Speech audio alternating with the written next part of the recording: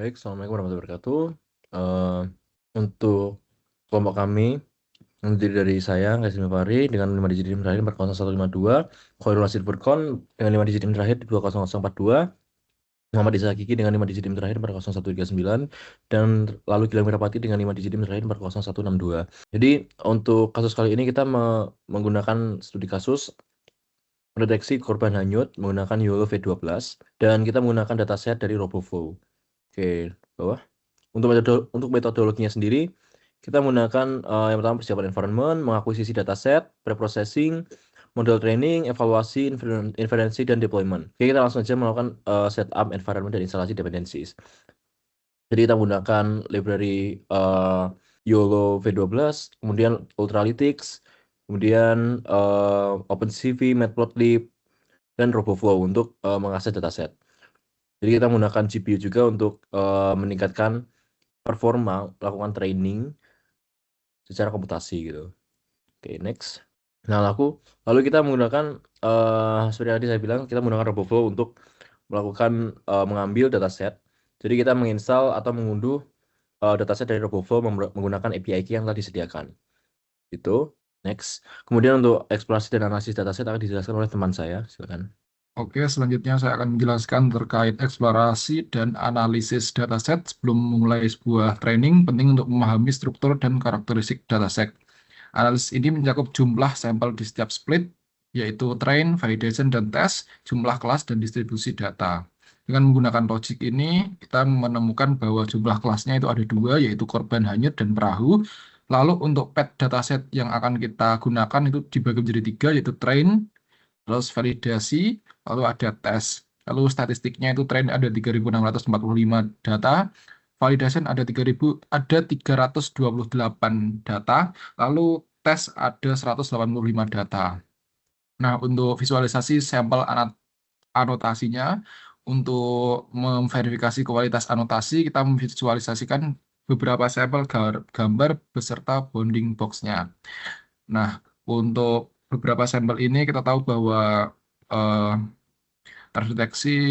tervalidasi anotasi untuk kapal dan korban hanyut seperti ini. Lalu kita menggunakan YOLO untuk training. Tahap training ini merupakan tahap inti dari penelitian ini. Dengan YOLO dipilih sebagai baseline karena menawarkan keseimbangan optimal antara akurasi dan kecepatan inferensi. Konfigurasi training dirancang untuk mengoptimalkan performa pada task deteksi korban.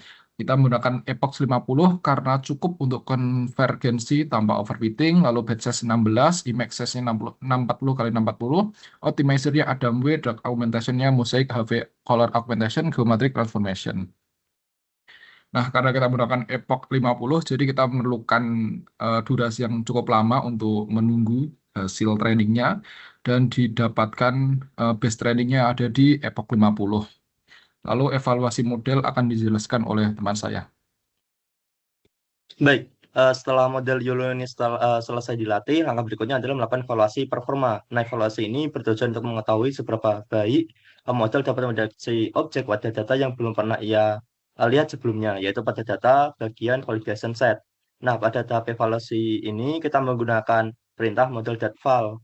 Nah, perintah ini nanti akan menjalankan model terhadap data validasi dan menghitung beberapa metrik penting, yaitu ada 4, yaitu precision, recall, MAP 50, MAP 50, strip 95. Nah, dari keseluruhan evaluasi ini nanti kita bisa menilai apakah model ini sudah layak digunakan atau perlu dilakukan retraining. Tuh, boleh di next. Nah, setelah model dievaluasi dan dinyatakan cukup baik, langkah berikutnya adalah melakukan inferensi, yaitu menguji model pada gambar baru yang tidak termasuk dalam dataset manapun. Nah, untuk melakukan inferensi, kita memuat model terbaik dari hasil training, lalu memberikan satu gambar untuk diprediksi menggunakan model.predict. Nah, ketika proses ini dijalankan, model akan membaca gambar, mendeteksi objek di dalam gambar, menggambar bounding box, memberikan kelas label dan confidence score, menyimpan hasilnya ke folder runs detect predict. Nah, hasilnya nanti akan berupa gambar yang sudah diberi tanda kotak deteksi, sehingga kita bisa langsung melihat objek apa yang dikenali model, serta seberapa yakin model terhadap prediksi tersebut. Nah, itu merupakan gambar dari deteksi. Di situ YOLO menyediakan informasi detail juga seperti koordinat bounding box, confidence per object, kelas objek yang terdeteksi juga. Tuh, selanjutnya akan dijelaskan oleh teman saya. Baik, lanjut. Di sini kita akan melanjutkan ke visualisasi hasil training. Jadi dari visualisasi itu yang divisualisasikan adalah precision recall curves, loss curves, sama confusion matrix. Mungkin bisa di-scroll ke bawah. Ya, baik. Di bawah itu ada beberapa visualisasi. Yang pertama ada training matrix-nya. Itu terhadap loss, MAP, precision, dan recall. Selanjutnya ada confusion matrix. Di situ terdeteksi bahwa korban hanyut itu sangat tinggi. Untuk confusion matrix-nya ada di 317. Selanjutnya ada normalized confusion matrix. Dan di bagian bawah ada prediksi pada validation batch. Yang pertama validation batch untuk yang pertama ada gambar yang tersedia, dan selanjutnya adalah validation batch yang kedua. Selanjutnya adalah export model untuk deployment. Di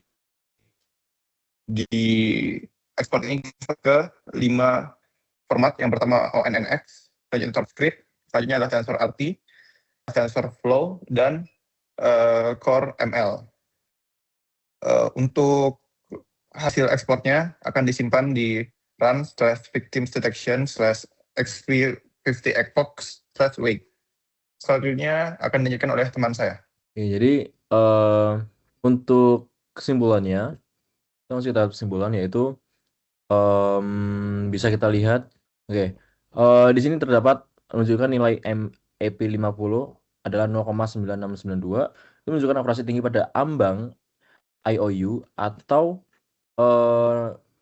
intersection over union. Jadi semakin dekat nilainya ke 1, itu semakin tepat posisi dan ukuran bounding box-nya gitu. Jadi untuk MAP-nya 0,962 berarti akurasinya sangat tinggi.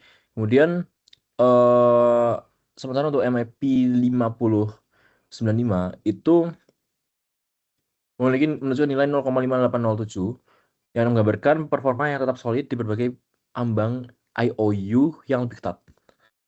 Kemudian untuk precision-nya menunjukkan nilai 0,9479, itu artinya prediksi positif memiliki kemungkinan yang kecil untuk salah. Jadi atau istilahnya itu minimum false positif. Lalu untuk nilai recall-nya adalah 0,9273, yang artinya sebagian besar objek korban itu berhasil terdeteksi. Jadi minim untuk misdetection gitu.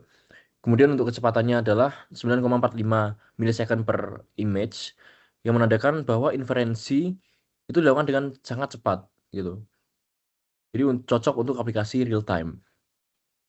Jadi untuk kesimpulan akhirnya adalah kemudian itu output filenya itu disimpan ke dalam file base.pt, kemudian resultnya disimpan pada kemudian resultnya itu ada exp50 epoch, kemudian metriknya disimpan dalam evaluation matrix CSV, dan summary-nya disimpan pada project summary.json.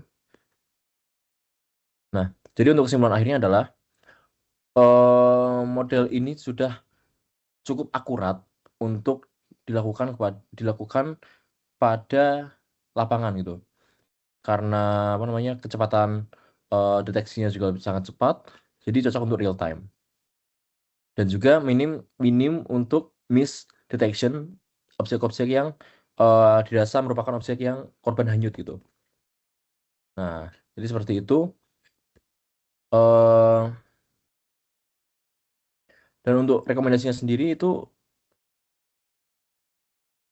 melakukan dataset expansion, kemudian melakukan multi-class detection, edge deployment, integration dengan GIS atau Geographic Information System, kemudian alert system. Oke, jadi untuk itu hasil presentasi dari kelompok kami. Jika ada kekurangan mohon maaf, jika selebihnya terima kasih. Assalamualaikum warahmatullahi wabarakatuh.